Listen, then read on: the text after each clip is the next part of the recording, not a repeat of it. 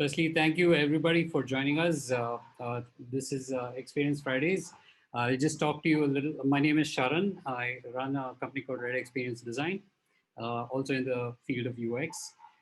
And we started this Experience Fridays as an internal endeavor where we all shared ideas every Friday.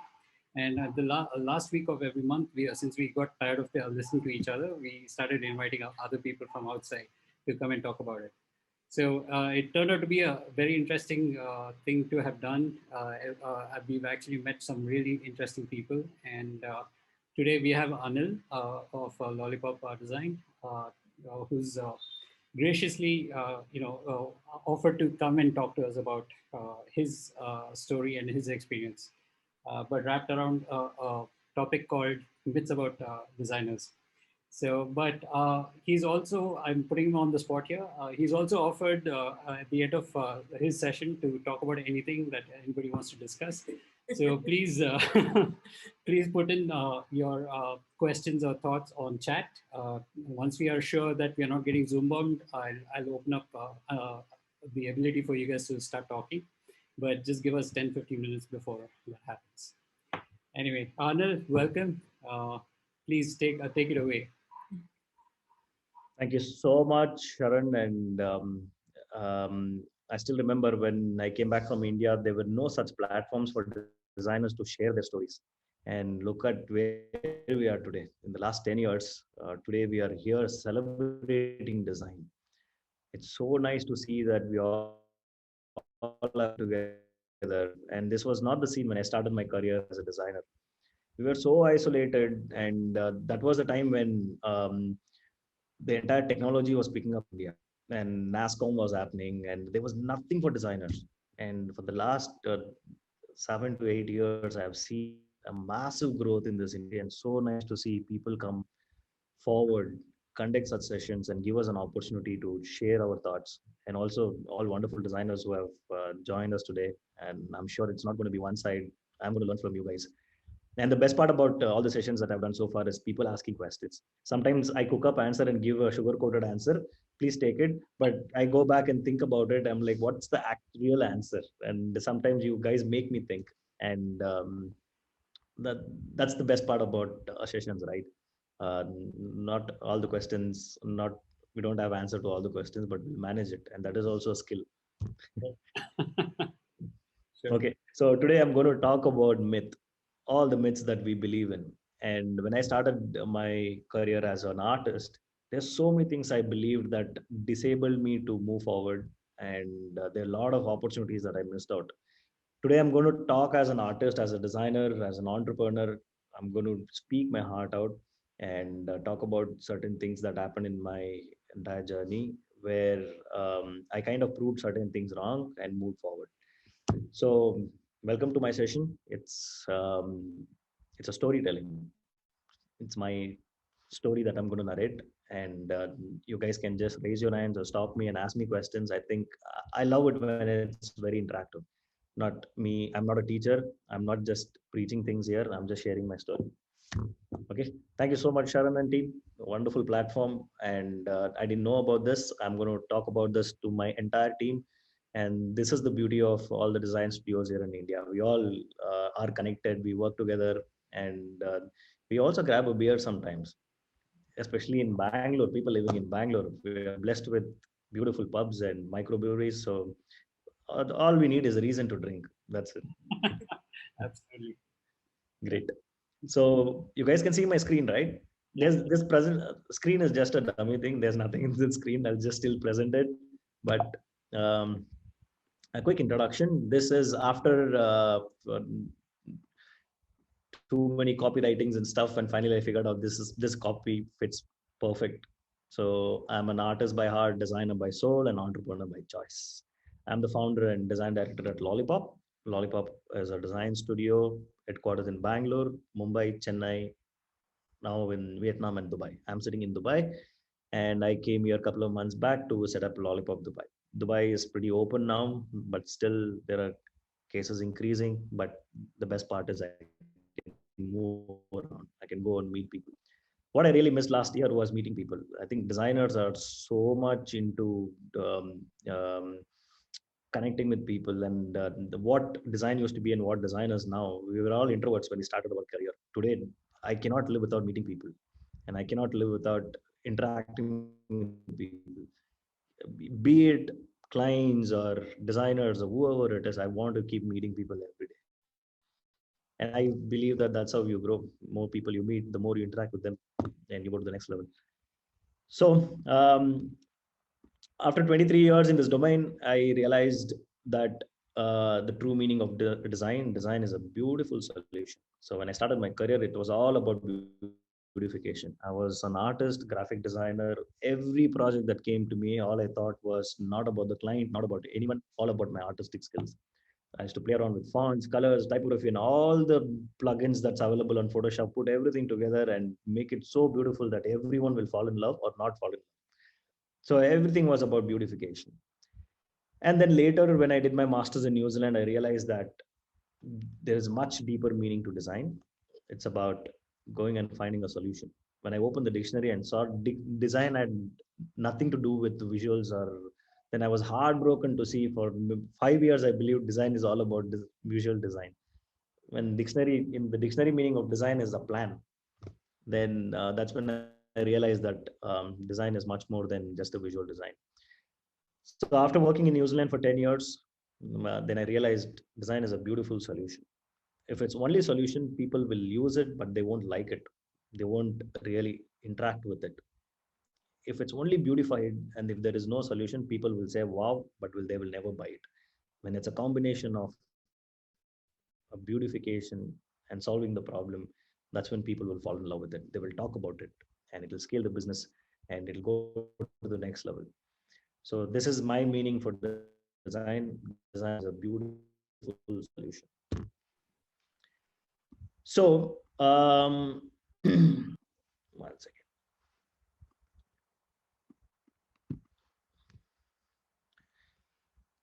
So how can we deliver a beautiful solution?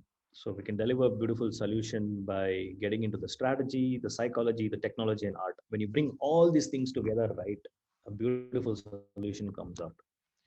So today, designers don't just play a role of doing wireframes or creating personas or creating UI design. There's much more than that. You need to ask the business right questions. You need to go meet the users. You need to understand your canvas, which is technology, and you need to be a good artist to paint and make it look good. So my journey, right now, from the next slide onwards, I'm going to tell you what that I believed in these areas and how I came out of it. So we all believe that art is God gifted talent, right? Whenever we see any artist, musician, or anyone, even illustrator, we always say that, man, you're gifted. That is wrong. He is not gifted. He practiced. So when I was a kid, I was 7 years old. I still remember we had a school drawing competition and I drew a pigeon. And we all drew a pigeon. And it never looked like a pigeon. One looked like crow, crane, or all kind of weird birds we drew. And the thing was, mine was not better as the other students. Only thing was I was curious to keep trying until it looked like a pigeon. So the first day we submitted the artwork and nobody got selected. And next day I went home and I tried. And again I tried. Again during the classes I tried and I got proper slaps from my teacher. Then again I kept on trying until it started looking like a pigeon. When it started looking like a pigeon, then I was like, wow, this is what it takes to draw a perfect pigeon. Then after pigeon, then got into other drawings and stuff. And suddenly in the classroom, people said, "Oh man, you're an artist. You have the talent." The difference between me and other students were they stopped trying, I continued trying. So I continued until the pigeon looked good. And I was so obsessed after the pigeon, right? Anything and everything that I saw, I used to visualize it. Even there was something I think in eighth or ninth standard, there's a battle of Panipat, and I had to write 2 pages about how the battle happened, what happened in the battle. I couldn't write anything. I was very bad with words. I couldn't compose words properly. But instead of that, I took 2 pages and I composed the entire battle. I could visualize that what happens in the battle. I've seen it in the television. Now I wanted to transform it into my sketches. So not perfect sketch, but I still remember that there was horses, there dead people fighting, and I had a different perspective. After submitting it, again a tight slap from my teacher. Teacher were very, very disappointed. After 1 month of class, talking about Battle of Panipat, this idiot went and drew all this composition, and people loved it, and people thought, okay, this guy really stands out with his hard work. And after that, I realized that I was not the brightest bulb in the class. Studies were, I was managing it until my 10th standard. My 10th standard result was, you know, right? There's first class, there's second class, and there's third class. Okay. If you divide the third class into three, the third one is my marks. So then after that, my mother was, okay, my son is going to become an engineer, same as my dad. My dad was an aircraft engineer. Then with no college in India will give you a seat for that kind of a marks. So as an artist, I went to an art college, bought an application there, and I enrolled myself into fine art and visual communication. The myth that I broke, that I proved wrong, was art is not God gifted. The, the pigeon story that started from there until I joined the college, I sketched each and every day. My rough notes, my study book, my walls, everywhere. Then slowly, what happened in seventh and eighth, people started recognizing me as an artist. Be it any function, even during the Ganesha festival, right, in South India, it's a very big festival. So all friends get together and we pull in money and we celebrate it. We bring the idol and we do all that beautiful decoration around it. So bringing the idol was their responsibility. Setting up the stage, doing all the decoration, it was my responsibility. I loved everything there. And also any birthday function, they used to call me and I used to go and decorate and make it, give that feeling of a birthday or a Christmas or whatever it is. I started doing this. I started falling in love with it. I enjoyed every moment of holding a pencil and a paper. And guys, you all know pencil, right? I'm really sorry, but these days people, I have to kind of introduce what pencil is. Pencil is that wooden stick with graphite in one corner and a rubber on the other corner. So that is pencil. So I see a lot of people, when I give them a brief, they don't open book. Straight, they get into Google, do research. Next is open Figma and all that beautiful softwares of the world and start putting things on there. Please practice sketches. You don't have to be an artist to sketch or get into this habit. Simple boxes, squares, rectangles are enough for you to convey your ideas. And even today, at Lollipop, it is ground rule that if you want to communicate anything to anyone, you have to sketch. You have to put it on the book or a paper first. It just opens up your idea. The problem with the tools that we have, right, it is constrained. It has only certain things that you can do. And look at your computer, it's only 15 inch, right? When you sketch on a wall or a paper, it's unlimited. You can use n number of pages, you can keep sketching and your ideas go crazy. So please get into an habit of sketching, and you never know, right? And also, I'll tell you a story. One of my friend, very good friend, I got into fine art, then he got into medical, then he practiced dentistry. He got into dental and stuff. Then he graduated. He opened a clinic, and nobody turned up in his clinic. So on his prescribed pad, right, he started sketching and scribbling. He sketched so much on his scribbling pad. At what, 20, 21 years, he started scribbling it. His scribbles came out so well. Thank God no patients came there. It came out so well. Slowly, he started doing like a 3D characters and some weird aliens and stuff, and he mastered in it. You know where he is today? He's in a gaming industry in London, and I can't believe.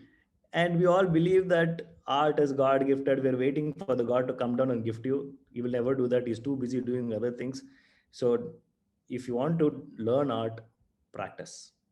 Okay, practice passionately, not just sketch one thing and say that I don't have the thing in me. You'll never have the thing in you. Even music, even a lot of things, a lot of such art related stuff, right?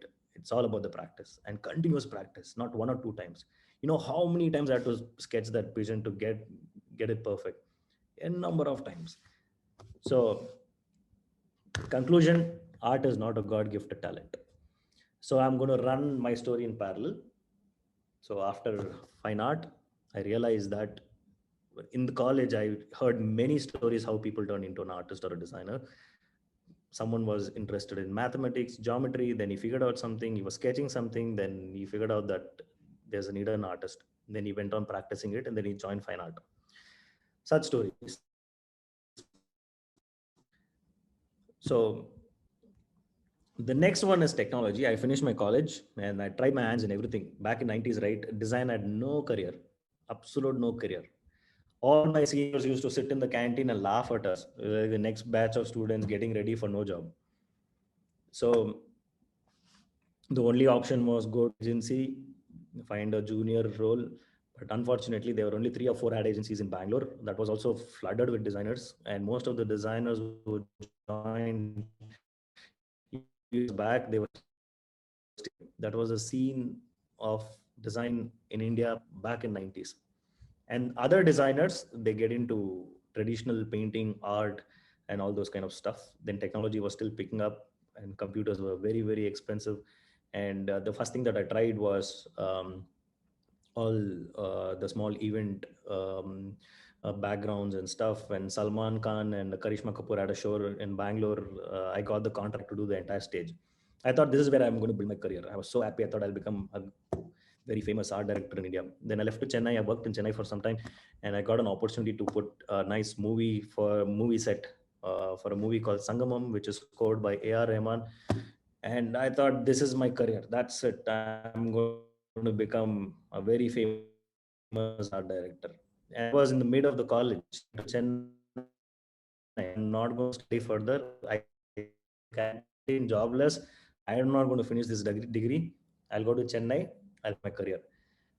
My tutor was really nice. He said, I'll give you 2 months time, go and figure out. In 2 months, I put one beautiful set, which is still on in the movie. You can see it on YouTube. I'll probably share the link after this. I did that, and it was, I thought, this is where I'm going to build the career. But sad part is, after working 2 months, I never got paid for it.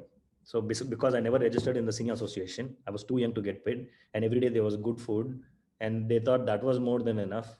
Why should we pay him? Then I came back really sad, because I tried every damn thing in the art to survive.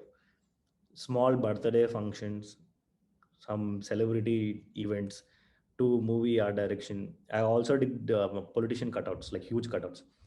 And today, all the templatization, all the things that we use, right? I'll tell you what, I did this long back. So typical politician pose in Bangalore is this, right? So I used to have this entire thing ready-made. All you have to do is change the head. All the politician is wearing white shirt and a white lungi, and this one, and change the head.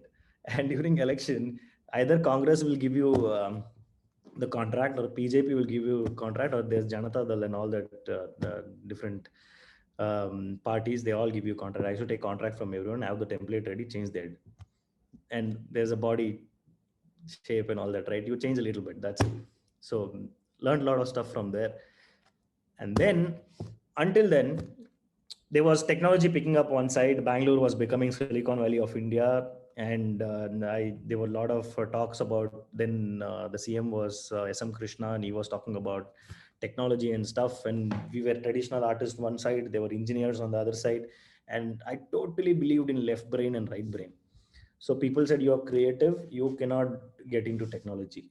For engineers, you're all great coders, and you're all very logical people. You don't understand art. So there was a massive gap between engineers and artists. Unfortunately, my career didn't pick up in any of these domains that I was trying. Then finally, one of my good friends asked me if I could draw on computers. I said, I never tried. I don't know computers.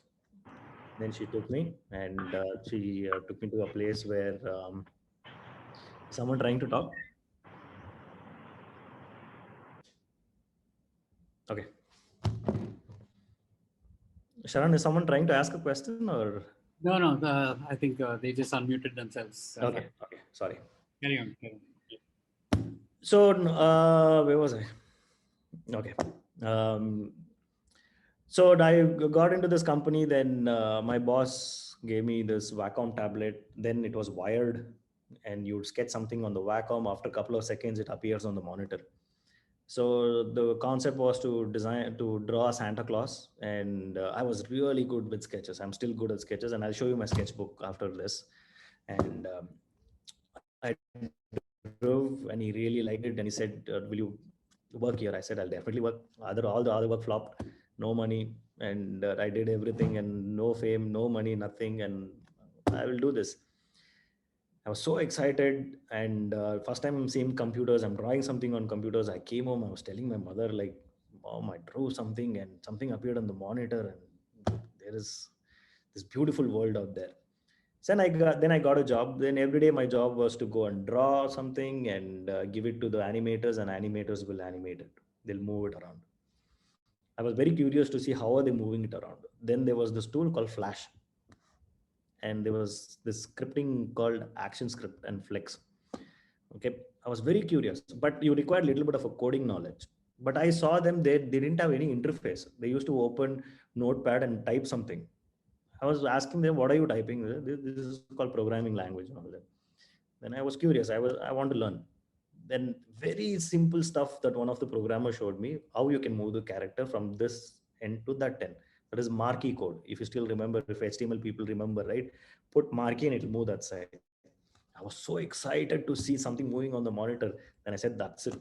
So I went to the City Central Library, picked up HTML book. I read HTML, hello world. That's the first thing we all did in the coding. Hello world moved from here to there. And that's it. Got into HTML, JavaScript, ActionScript, and Java. I built Java apps, and then XSLT. Then got too much into technology. Suddenly, I'm like, I'm not an artist. I'm a tech guy. Then in 1999, early 2000, I coded ITPL website, Information Technology Park. That's in Whitefield, right? That first website I designed and I coded it. It was very well received, and there was beautiful articles written about it. And suddenly, the myth of left brain and right brain died. It died because life put me in a situation. When you guys put yourself in such situation, right, you will stop believing in all this nonsense myth. Okay, today designers who doesn't understand technology, they're not designers. Okay, we can debate about it, argue about it, but technology is our canvas, right? Before painting, every artist knows the canvas. Unfortunately, we designers don't know our canvas. And I'll tell you a joke. Okay, I was working with Andhra government, and one of the designers, I don't want to take the name, but one of the designers, we sat and they were all the tech guys sitting there. One of the tech guy there asked API implementation, and our designer thought API stands for Andhra Pradesh implementation. And suddenly my heart stopped a beat, just skipped a beat. And then I realized that designers really need to understand technology. And guys, all these beautiful things that we are learning, right, from Figmas to XDs of the world, it will be implemented somewhere. Okay, that is called technology. We need to understand the do's and don'ts of technology. Okay, design is not only about psychology, it's not only about user wants, user needs, or getting inspired by Dribble or Behance. It is beyond that. It's beyond that. There is technology. If you don't understand technology, you don't know design. Okay, and as an artist, as a traditional artist who used to sketch on paper, do some color paper works and stuff, when I can learn technology, I'm sure you guys coming from a different background, from commerce, engineering, all that stuff, you can try your hands, code it, nothing will happen. A lot of people think that you're going to paralyze if you learn technology. You're not going to paralyze. Okay, that's just an added knowledge where it'll always come handy tomorrow when you start your own product, right? You will know what language to use, what language to code, what servers to configure, what cloud infrastructure to use. You will know everything. And none of this knowledge, right, will go wasted. Okay. Learn technology. Okay. Moving on. So suddenly from a designer, artist designer, I became a tech guy. So there was this badge hanging in on my neck, same as any other engineers, right? And suddenly I was dressed, all that designer outfit went off, formal pant and a in shirt tuck in that came in, and suddenly felt like shit, this is not me. I'm a designer. I don't want to look like a tech guy. So went back to my t-shirts. The third one is designers are introverts. Okay, that's typical me. Few years back, I studied in my first language in school was Kannada, and we never spoke English in school. And even when I joined college, I tried to avoid certain gang, I tried to avoid certain opportunity because you require to speak English there. So many good opportunities I lost. It's because I had to go present my own design. Rather, I used to send other people to go present my design. And then I always felt like, okay, I'm a great visual communicator. Why should I learn other communication? My work should speak to itself. All that nonsense attitude I had. Okay. Then I realized that when I paint, I have to talk. I have to go and present it. If I don't present myself, then I should stop painting. Okay. Then what happened? I want to learn English. It was too late. I was what, 18 years, 19 years old, and I managed everything by speaking the local South Indian language. And suddenly, I was getting into technology and stuff, and people over there, engineers speak English, and I had to also speak English to convey my ideas to them. So what do I do? As a fine art, I went and watched. People said watch English movies. You'll pick up English really fast. I said, okay, I'll watch English movies. Basically, I don't understand English movies. Now, what movies I'm supposed to watch? So let me start with Bruce Lee and Jackie Chan movies. So started watching Bruce Lee and Jackie Chan movie. From fine art, I became martial artist. So I got into fitness from there on. I'd never learned English. Those buggers, Bruce Lee and Jackie Chan, don't know English. I'm learning English from someone who don't know English. So I spent about a couple of months watching all their movies. Instead of learning English, I got into martial art. So I was got into full physical fitness and stuff, and nothing went waste. But after that, got back into learning English, and then I realized that I should read books. Okay, someone suggested that you should start reading books, then you'll improve as your English will improve. I started reading books, beautiful novels and stuff. Then after the way started visualizing the books. Then I kept the books aside and started painting the books. I started sketching characters inside the book. Then again got back to the book, and it took a while for me to pick up English. And then the thing is that the opportunities that I was missing, that thing that I was shying away from to talk to people, all those things I gave up. And then that introvert character of mine, I killed it. I went out, the first English that I spoke, everyone laughed at me. Then I was so sad. I said, I will never ever speak English again. Then I came back and I realized at least I made someone laugh today. Then I went, started speaking with whatever broken English, and I don't know how I managed some really big clients. I've gone and sold it. The beauty of this one is when I was in New Zealand, right? I worked with a Japanese designer. At least I knew English. That guy doesn't know anything. And he used to present design on the stage, and he used to dance and walk around explaining his designs. Sometimes language, right, you really don't require. Then the entire presentation skills, right, the things that I used to shy away, the things that I never looked at as an opportunity, I told that's it. From now on, any opportunity that I receive, I'll make the best use of it. So until then, I was like on my own. I had one small circle of friends, and I never went beyond that. And today, wherever I go, I make friends, I speak to them. And any new language, I'm in Dubai, I'm trying to learn Arabic. I've got an Arabic teacher to teach me Arabic. You won't lose anything. It's just another added thing, and you will always like. And the best part about learning local language, right, you will always impress local people, especially when you're doing research. When you go down to meeting people and you want to hear them out, right, local language is very, very, very important. Okay. When we designed the application for farmers called FarmRise, we were sitting in an AC room in Lollipop to design for farmers. While farmers were there out getting roasted in the sun in their farmland, we were sitting and decide what to design for farmers. Then we said, this is a stupid idea. We think we should get down to the field and go meet them, spend time with them to understand what we should build for them.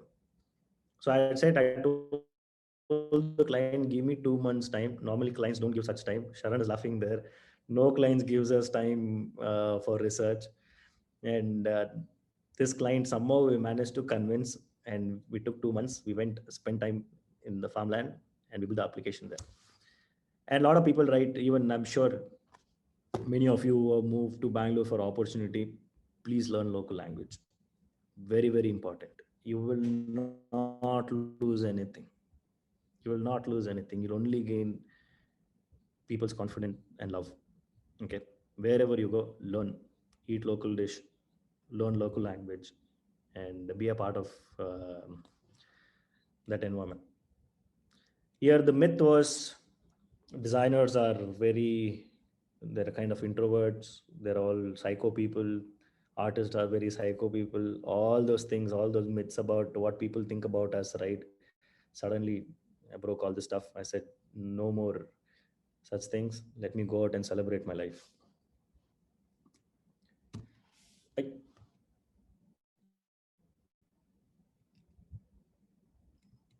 okay, one slide was missing. The fourth one, the strategy. Okay, my second slide was all about what is design. Design is a combination of strategy, psychology, technology, and art. I spoke about my art journey, technology journey, and psychology. Psychology was about me being an introvert. Suddenly, I opened up, learned language, connected with people, and got very emotional with certain people when they started speaking about their challenges in using technology, challenges in daily life, because I could connect to them because I was speaking their language. Now the fourth one is the strategy. Okay, until 2010, I always believed that designers don't understand numbers, designers don't understand business, and we're all very happy serving clients. And we should always be a part of either a product, service, or an IT service company. And I always told myself that why should I go start my own? Okay, there is always a risk. And I was serving one of the best agencies in the world, Ogilvy. I was heading the digital department there. Very good salary, beautiful house. What else do I need? Now suddenly I woke up one day, I'm like, I want to try my hands on starting my own. That was the worst decision I made, is that everybody told me. And for the first 2 years, yes, it was worst decision. Came back in 2011, and realized that there's so many other design studios here. And the very first client I went to do sales, right? I never knew how to do sales. All the companies that I worked, right? They closed the deal.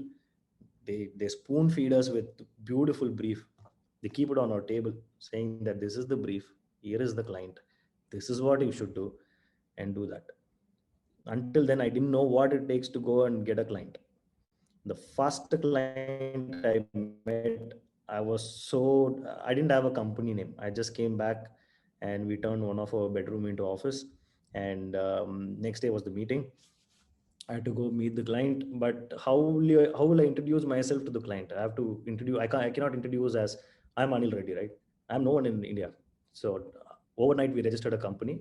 It was called Pixie Tree, because that was the only domain available on GoDaddy. And we booked that, and I quickly cooked up a logo, and quickly cooked up a story, that what is Pixie Tree and all that, and printed a card next day morning. And I called my friend, like, this is my first client meeting. And he said, Macha, wear formals and goda, and don't go in your t-shirts and all that, nobody will give you business. I said, okay, chalo, formals. Then went to Leela Palace, very big star hotel in Bangalore. And I thought it's a big deal. First client only, I'm going to close a big number, and I'm going to be an entrepreneur now.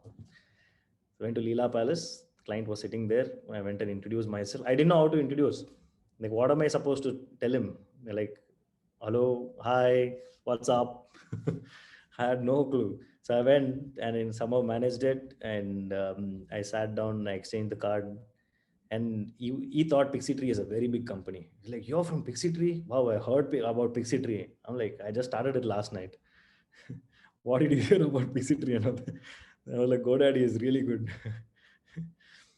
So then after that, he spoke about all, how clients are, right?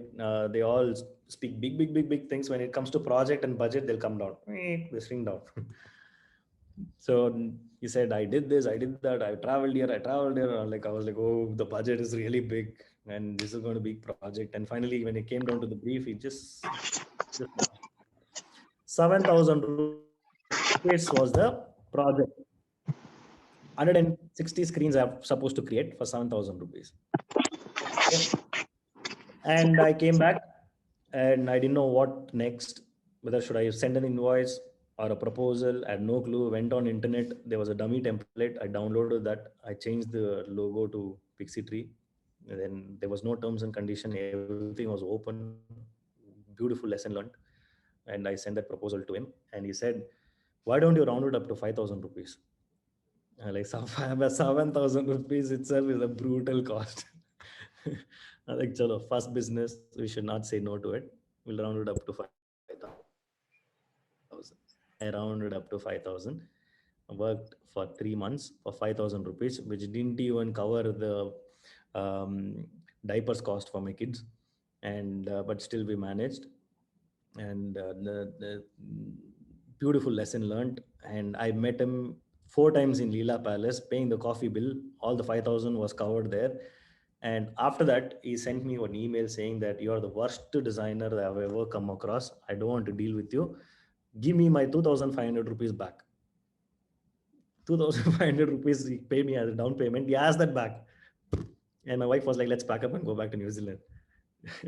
My salary used to be in lakhs over there. And suddenly for 5,000 rupees, I worked for 3 months. And he's asking 2,500 rupees back. And he said, I'll sue you if you don't give it back. And I, what nonsense is this?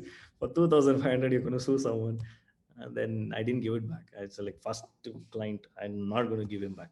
Even if he sues me to 2 lakhs, I'll give him 2 lakhs, but not the 2,500. So business started from there, learned hard lesson. And then I realized I really suck at sales. I should not be doing sales. I should rather act like a design consultant, which is like a very fancy title. Then instead of doing sales, I went around talking about design first approach. And the couple of startups paid attention to it. And they approached and they asked me, what is your company name? Pixie Tree. Like, what nonsense is this? We don't like this name. Then I came back. Like, nobody likes this Pixie Tree. Like every other company in Bangalore is named after a tree. People tree, mind tree, soft tree, that tree, this tree, mango tree, nonsense. Every other company is after a tree. Then I was sitting and thinking of what to name my company. Then my older son, he went to a daycare in New Zealand called Lollipop. Then he said Lollipop. Then I said, we'll name it Lollipop. And my wife was like, why do you want to name it like Lollipop? Because then the Android version was Lollipop. And he said, don't name Lollipop because a lot of people are going to call you up if Android Lollipop doesn't work. I said, whatever comes, Lollipop is a nice name.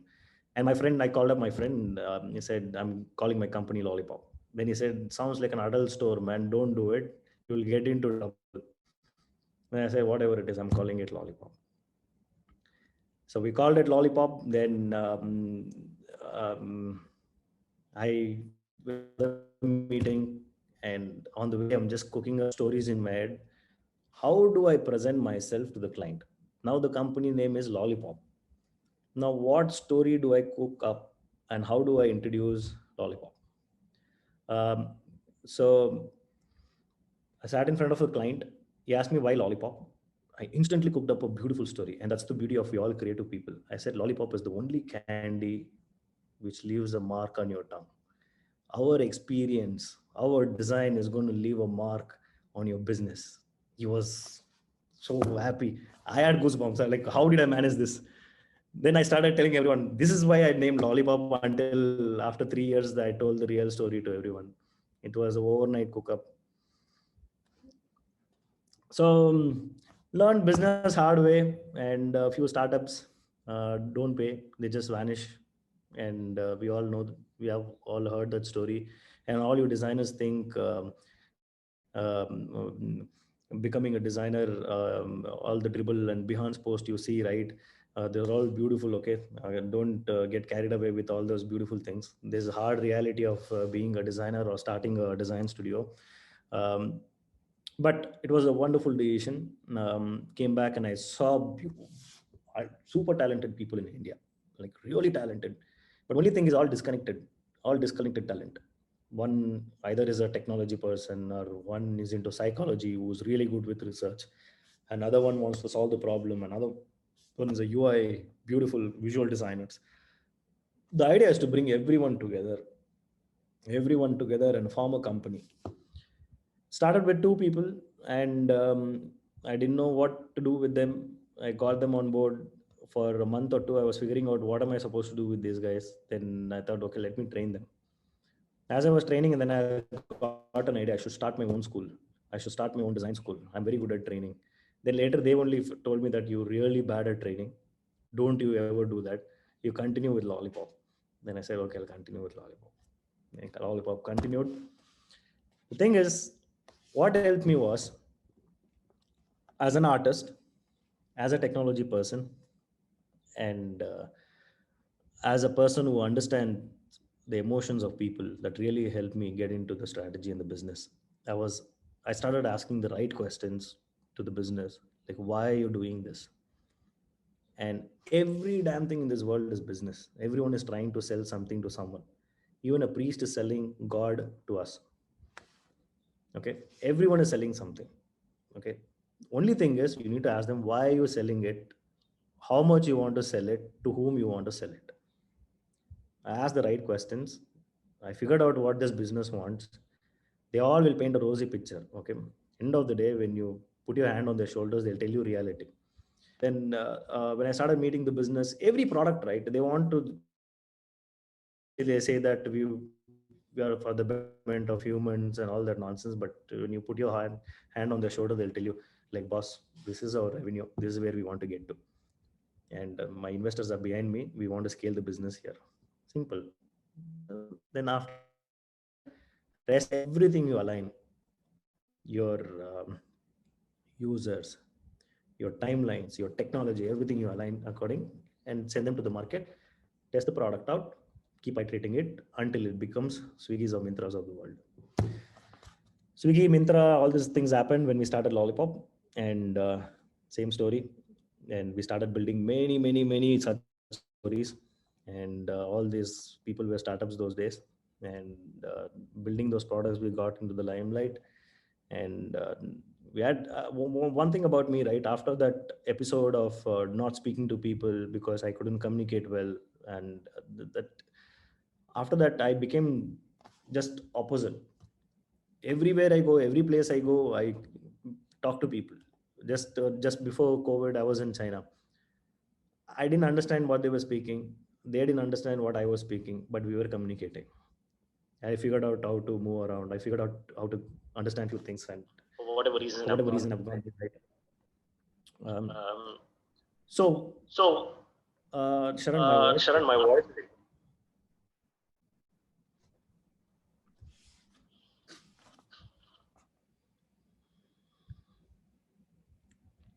Sorry, Anil, somebody had their mic on.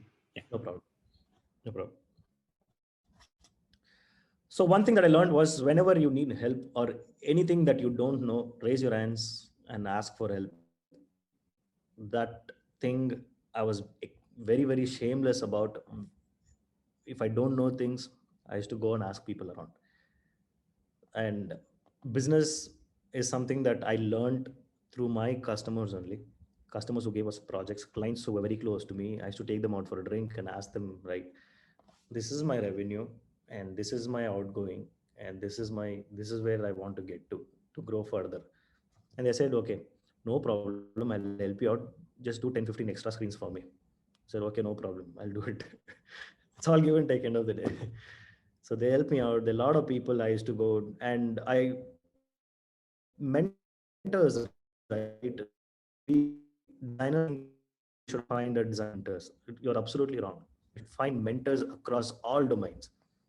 When designers have tech mentors, or doctors as a mentors, or even mentors from a financial background, right, you will grow to the whole new next level. So I had Dr. Dev Shetty as my mentor, and there are a lot of other people who are not from design domain, because I can openly talk to them. So I had a lot of mentors like this. And I'll tell you one incident if we have time. We have time, right, Sharon? Okay, good. So I met Narayan Murthy in the airport, and it was in the Pune airport. And he's a gentleman. He's just standing like a common man in the queue. Then I saw him. I was like, I want to say hi to him. First of all, I'm a shameless guy. I'll go say hi if I want to say hi. So he went and sat and he covered his face with newspaper. He didn't want anyone to see him. I know that was Narayan Murthy behind the newspaper. So I went to the air hostess. I said, I would just want to talk to him. She asked me, do you know him? I said, I know him. I want to talk to him. Then I went, I sat, like, hello, sir. My name is Anil Reddy. I'm from Lollipop. What is Lollipop, man? I said, sir, design studio, sir. Here is my card. He took the card and like, very good. Then air hostess said, please go back and sit in your place. Then I went and sat. Then again, I bumped into him near in the Ahmedabad airport. Then again, I said, told the air hostess, I want to talk to him. Sir, you remember me, sir? I'm Anil Reddy from Lollipop, sir. How are you? And like, I don't remember, man. What do you want? And all that. Nothing, sir. I just want to say hi. That's it. Like, okay, bye, bye, bye. Then I went back and sat. Third time in the Bangalore airport, again, I met him. Then I went, hello, sir. And like, hey, you're the Lollipop guy, right? Yes, sir, I'm Lollipop guy. What do you want? Nothing. You remember me, right? That's enough. So after that, his son called up and we worked on a project together. Such shameless stories I have, many. Uh, I can narrate more stories like this. But anyways, so when you become an entrepreneur, right, you you can't have so many boundaries. You just need to be open, and if you want to learn, you have to learn, and you cannot keep postponing things. And whatever I want to do today, I finish it today. And business is something that I learned at very hard way. Technology was so easy. There were so many people around me teaching me, but business was something you learn overnight. It's a process. It's something that not every client is same, not every project is same. I've dealt with government project where I worked for 1 year, they never paid a penny. So all hard lessons like that. So on the whole, this has been my journey. I'm here. Pop is a team of 160 people with 5 centers, all beautiful moments and many such stories. And when if you guys want to hear more stories, we'll catch up for a beer post COVID, and and I will talk, I'll narrate, and I will share further stories. And going back to the slide, right? Sorry. Going back to the slide, design is a combination of strategy, psychology, technology, and art. When you bring all this together, you don't have to master everything, at least know what it is. You should know what strategy is. Strategy is all about asking the right questions about the business. You don't have to run the business, at least understand what the business intentions are, at least know what the client wants to say from his shoes. Psychology is all about users. You don't have to read Don Norman book or any big psychologist book to do it. Very simple. Get down to the field, go meet those people. If your users are auto rickshaw drivers, you have to meet them. You have to become friends, not go with your questionnaire that you prepared sitting in an AC room and go and ask him. He will give you stupid answers, and you will build a stupid app, which he will never ever use it.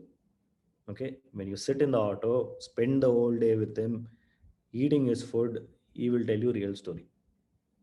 Okay, psychology is all about humans, emotions, human and their behaviors. All we have to do as a designer is observe, meet more humans, spend more time with humans, not reading articles, not downloading white papers, not attending all psychology events, and not doing certificates and posting it on LinkedIn. Okay, get real, go meet real humans. Technology, whether if you ignore it, in today's time you're not a designer, period. That's your canvas. You should know the do's and don'ts. There is graphic design, I call it like I call it a street fight. There's no rules. You can hit, beat, do whatever you want. But when it comes to digital design, it has certain rules. It's like kung fu or a karate. Okay, technology is like a boundary for us. Today it has opened up, but still it has certain limitations.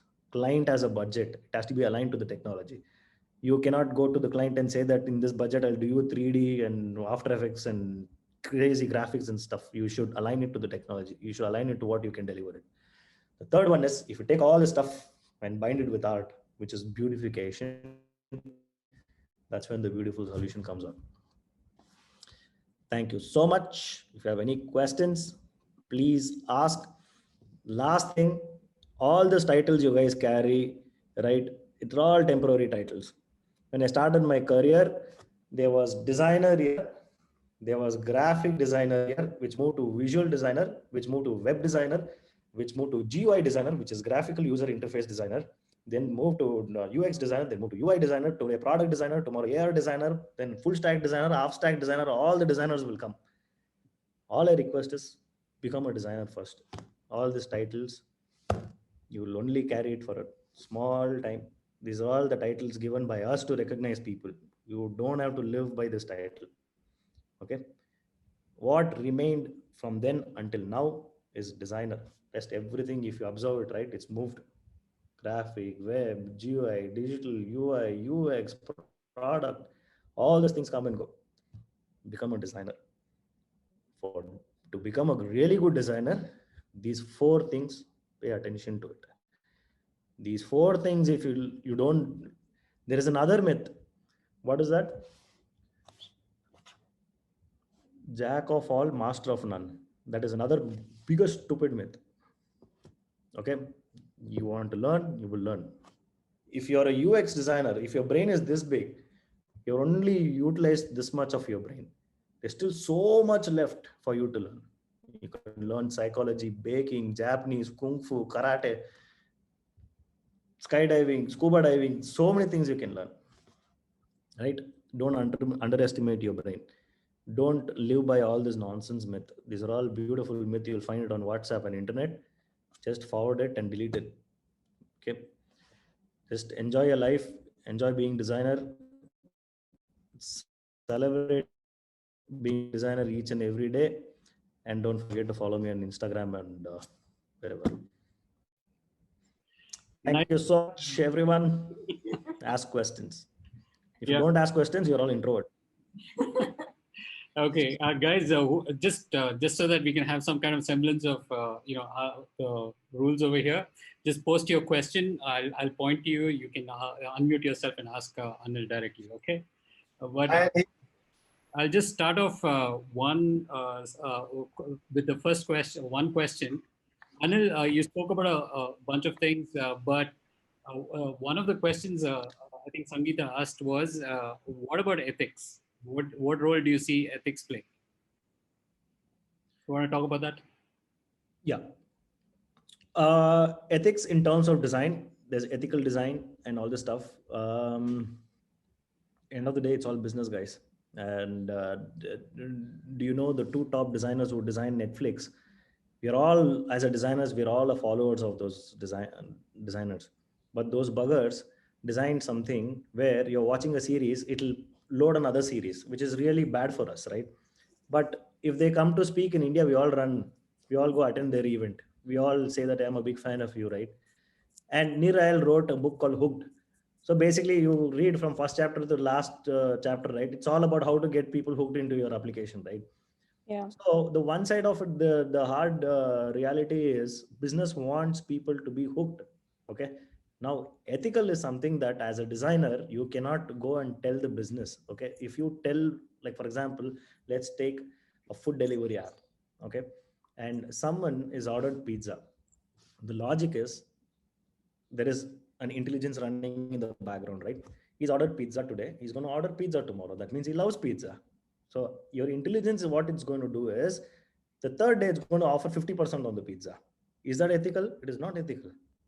But if the designer doesn't give that solution, he will lose his job, right? He has to give that 50% discount. And the fourth day, it'll say that buy two, I'll give you one free. The fifth day, it'll say that buy four, I'll give you Pepsi free. Now they're getting him addicted to Pepsi. Yeah. All the stories are real. Now, ethical. Sorry. Now, coming to ethical, right? While keeping these things, which is meant for business and business has to scale, right? You can also suggest buy 3 pizzas. I'll give a gym membership. Okay. Start from there. maybe you turn them into eating less pizza by or gym membership, and you can tell the delivery app that, guys, you can introduce a new thing here, healthy food habits and gym membership.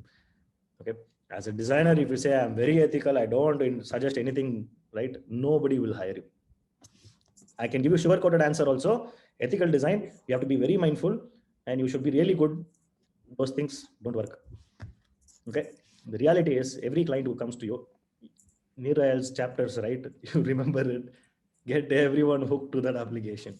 Okay, practice it. Ethical design is very, very, very important. As a designers, we should also somewhere only remind the business that, guys, what you're doing is good. Can we also do this, which will do good for your brand? Yeah, so thinking of that ahead, like taking the same example. So you feed him pizza, you feed him Pepsi. He is obese, say he gets diabetes, which is another pressure on the country or the healthcare system. Well, in India, it's different, but if you would be in Europe or something, it goes on to NHS or it goes on to the healthcare system. And their way of thinking is, let's take care of our people so that our load on NHS will be less and we will then save money. I know those are mature countries and they've reached that level of understanding. How far behind is India? Yeah. And don't we, like, all the problems that we are facing is kind of interlinked to all of that. Products were never thought of how can we recycle, upcycle, or reuse them, which was quite unfortunate because that's something we were brought up with. Like, we as Indians do use a lot, but we're aping the West in a lot of wrong things. And now when they've reached that maturity, we're not doing that. So where is our role as designers to kind of create a better future or envision a better future so that we work towards that future and not repeat the mistakes that we've done in the past? The wonderful suggestion. I think in a developed world, right, it is all connected, and designers have certain limits when they do things, right, and they are also a part of that ecosystem, and they don't go beyond that. But again, in the same world, Netflix was born. In the same world, Pepsi was born, and Marlboro cigarettes were born. So, Yeah. like, I mean, they manufacture it there and sell it here, and very sad to see that manufacturers of all that soft drinks, right, they also talk about no plastic. So they produce the highest plastic. Yeah. So I think what you said is really right. Somewhere we'll have to start realizing what we are doing and take baby steps, not drastic steps. In India, what works is educating really, really works. Okay. And that educating has to come in some format, not in books. Like, for example, um, I always take this example of creating a persona, right? Yeah. So every designer creates persona. By the end of the project, he doesn't know what the persona is. The persona is never ever mapped. This is exactly like our police station. You go to any police station, you will see Ambedkar and Gandhiji photo. No bugger in the police station follows it. Nobody knows what the two photos are doing there. They will take bribe, they will do everything. Our personas have become exactly same. So when we take personas more seriously, right, until the end of the product, then we'll be very ethical. So we will see what this persona is really asking. So I request every designer, when you design a project, right, like your Ambedkar and Gandhiji photo, take your persona photo, stick it on the wall. When you're designing the project, look at it. Okay, every flow that you design, look at it and say, what is this fellow going to do with my flow? What is this person is going to do with this flow? Is he going to like it, not like it? Is he going to struggle? Then what happens, right? All this ethical will come into the place. Then when you're suggesting pizza, you will think that this guy will get addicted. The other guy also will get addicted. Now don't want to do this. I would rather do something else that is more sticky. Correct. I do think that instead of looking at people as numbers and digits, which companies often do, they should be looked as individuals and personalities who have, varied personalities, and kind of that's what the persona kind of entails. Agree. Thanks for that. I think we are getting there. See, let's understand where we have got as of now. Design today, someone is listening to us. Okay. We were not involved in any of the meetings. We were not involved anywhere. At least today, we have something to celebrate. We have a forum like this. We are also having a community where we all get together and do something. I think the coming years, as you mentioned, as leaders, we'll have to step up and take some uh, steps towards this ethical design. We will do that, and we will definitely do that I Great. actually, with all your. sorry, thanks, Sangeeta. That was a very valuable question to have asked. Anil, you touched upon something here, which I wanted to extend. The role of designers. Sorry, I was. No, the role of designers. No, sorry, I turned off the AC. It's too cold. Okay. Did you hear the question? I asked it already. No, please go ahead. Go ahead. No, please go ahead. Go ahead. Or there's a bit of a lag. Okay, so I was just saying that you just talk about a little bit that you've seen the role of designers changing within organizations over time. I think that's an important point. I think you need to highlight to all new designers. I cannot talk in a product company, but in a design studio like ours, I always say that every design studio is built by people like everyone who's participated here. They always come up with fresh new ideas, they implement. And your role from here on, right? It's not a 9 to 5 role anymore. Okay. First, get out of that 9 to 5 or work-life balance and all these things. It's very, very good, guys. Work-life balance is good. I always take out time to go work out, stay physically fit, mentally fit, and all this stuff. But when it comes to work, I'm a different beast altogether. And for every designer, right, what I request is don't go by the project that has been assigned to you. Always look at the project as a product. Okay, the product has to go to the next level, and your success is very much aligned to that product. Your success is aligned to the organization that you're working for. So no matter whether you work 1 year in an organization, 2 year or 3 year, it really doesn't matter. Like what you contribute to that organization really matters. As a designer, um, today we all have titles inside an organization: UX, UI, I'm a research, I'm this and all that. It's good to have such titles, but go beyond the titles. Today, real designers are who go beyond the title. And I've seen people who practice things, who have learned new things, right? They just gone to the whole new next level. Okay. You can still be that 9 to 5. The option is yours. So in an organization like ours, right, it's a madhouse. I always call Lollipop as a madhouse. It all 9 to 5 people don't fit in there. When I say 9 to 5 people, it is not nothing bad about them. It's like that is also good, but unfortunately, Lollipop is not that. There's a reason why client comes to us. There's a reason why people join us. They want to try out new things. They want to learn new things.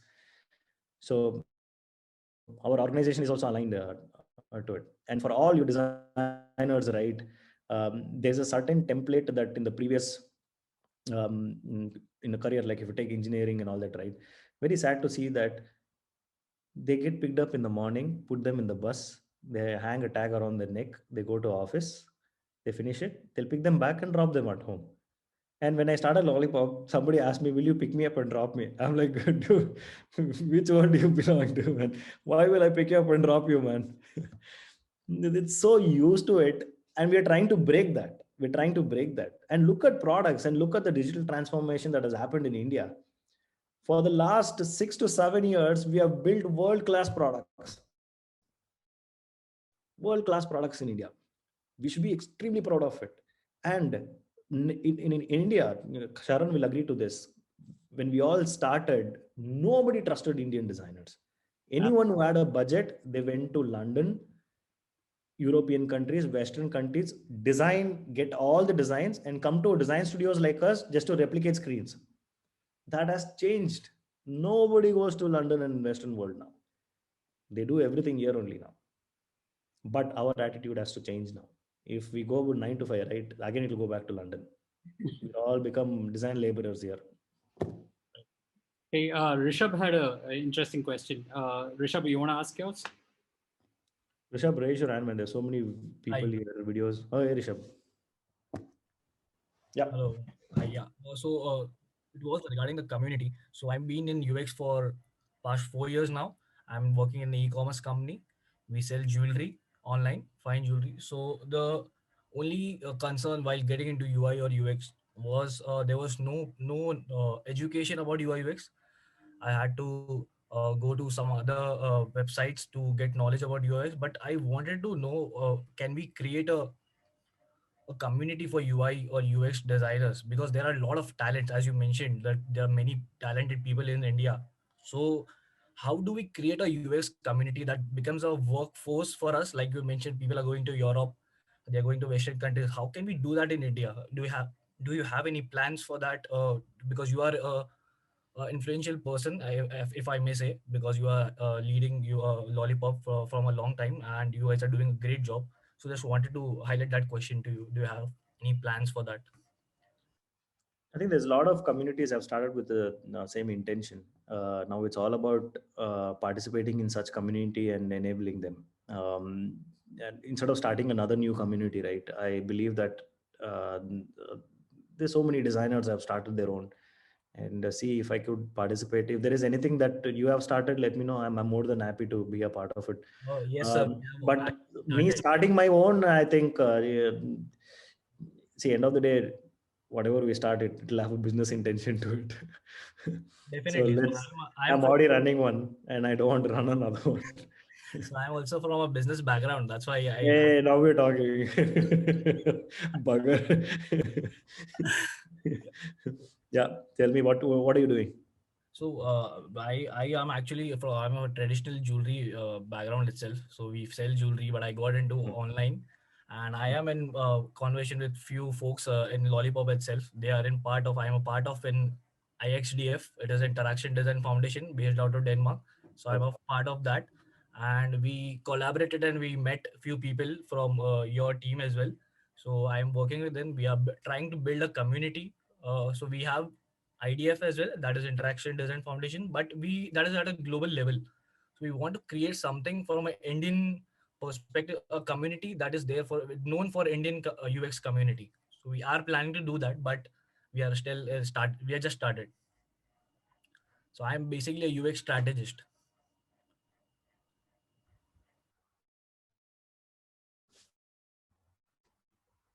Yeah, was I audible? Yeah, Guys, can you hear me? yeah. I think No, I lost you for 2-3 seconds, but I understood what you're trying to say. Look, do we? The question is, should we start? I would rather not start. Look at if any communities are there who have such intentions, and let me know if I can be a part of it. Um, I'm more than happy to do it. End of the day, the entire design community has to grow. If India should, if the dream is to turn India into a design destination, we need more and more and more design studios and more design communities like this. Only then people will come here, or else one or two communities, nobody will look at us as a design destination. So, answer to your question, if there is anything, I'll just follow me on Instagram, anil.design, suggest, and I'll be more than happy to be a part of it. In my last session, I spoke about it is my dream to see a minister for design. We have minister for water, we have minister for technology, we have minister for all this stuff. If only we can have a minister for design who will give us a dedicated place in all the cities for all we designers to meet up and do such sessions, right? I think it'll be a wonderful initiative. that is a superb idea, I Yeah. must say.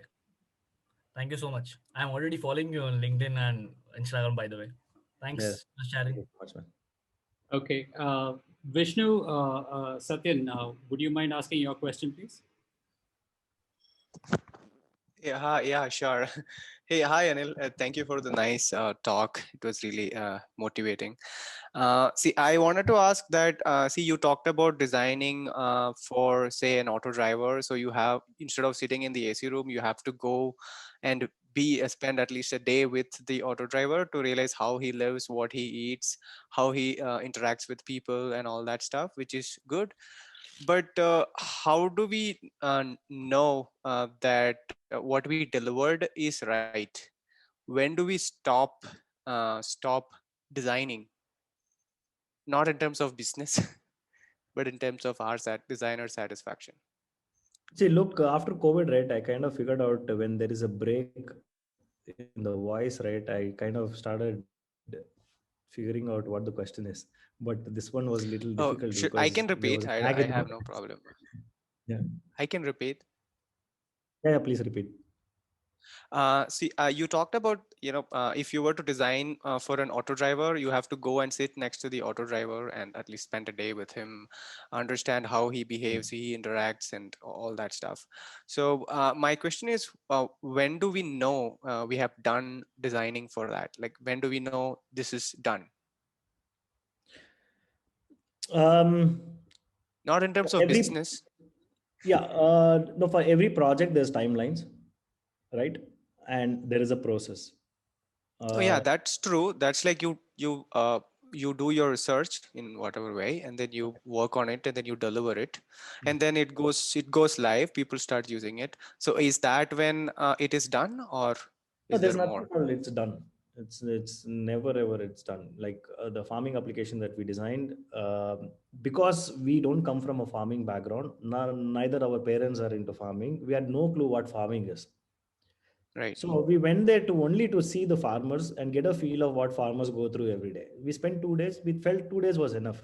There are certain questions they answered. There are certain things we figured out. The rest everything was assumptions, and the rest of the things were all the data that you find on internet. And after Right. that, you go back to them once you have the designs to show and get their feedback. And once you build it, again go back to them. You never disconnect that relationship, especially when you're designing something for auto drivers. You never disconnect. There is no thing that your job is over now, my job starts. There's nothing like that. So you keep them in the loop. You always keep in touch. They are your friends, man. End of the day, you would just keep in touch with them, Right. and they will always help you out, and you can always show them things. And one really good thing about what we figured out with farmers, right? Farming is just a very small community, right? And they're all so well connected. And what we never knew about this, right? We are all though we are all connected on using technology and internet, they are physically connected. They all meet in the temple or under the tree after their farming activities. They all know each other, their families, their history, their geography, and all that they know. So it became easy for us to understand that it is more viral than us. If I tell one farmer one thing, by evening he would have spread it across the village. So these are the things we never learned. So when we went there, we learned all these things. That was some few things were good enough for us to get started on the project, and the rest were like other knowledge we gathered. And if you spend more time, a client will come to the farmland, drag you back. So this budget, you're overutilizing it. Right. Right. Right. Okay. Thank you, Anil. Thank you, Sharon. Yeah. Yeah. Hey, one last question, Anil, if you're okay. Yeah, I'm okay for another 2, 3 questions. No problem. I have another meeting in 10 minutes. Yeah. Okay, then Muskan, would you ask your question, please? That was interesting.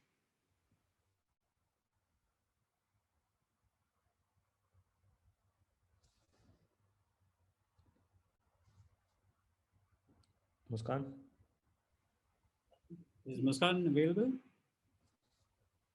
Okay. I'll just ask the question for her.